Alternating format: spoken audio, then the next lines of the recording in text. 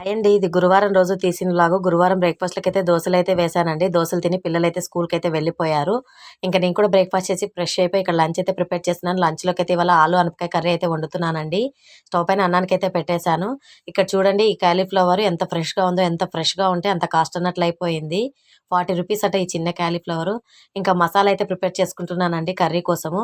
ఈ లవంగాలైతే మా తమ్ముడు సౌదీ నుంచి పంపించాడండి. సౌదీ స్పైసెస్ చాలా బావుంటాయండి. చాలా మంచి అరోమాతో ఉంటాయి. ఎల్లిపాయలైతే ₹500 అంట అండి కిలో. ఏమి తినేటట్లేదు అసలు. చూసి చూసి వేసుకోవాల్సిందొచ్చింది కర్రీలకైతే.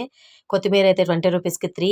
ఈ కరివేపాకైతే ₹10 అంట. ఈ కాలంలో ఏమి కొని మనము వండుకొని తినేటట్టయితే లేదండి. ధరలైతే ఆకాశానికి అంటుకుంటున్నాయి. ఇంక అన్నమైతే ఉడికిపోయింది. వార్చడానికి పెట్టేశాను. ఆలు అనపకాయ కర్రీ ఎలా చేసుకోవాలంటే స్టవ్ పైన కుక్కర్ పెట్టుకొని ఆయిల్ వేసి హీట్ అయిన తర్వాత జీలకర్ర, ఆవాలు వేసి చిటపటలాడివ్వాలి.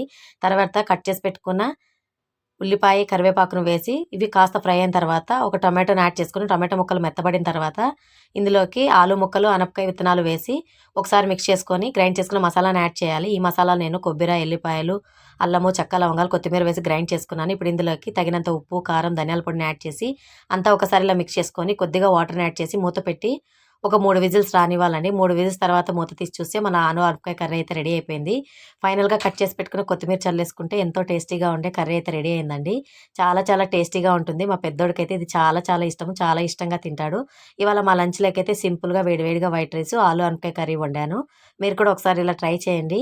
వీడియో నచ్చితే లైక్ చేయండి, షేర్ చేయండి, సబ్స్క్రైబ్ చేసుకోండి.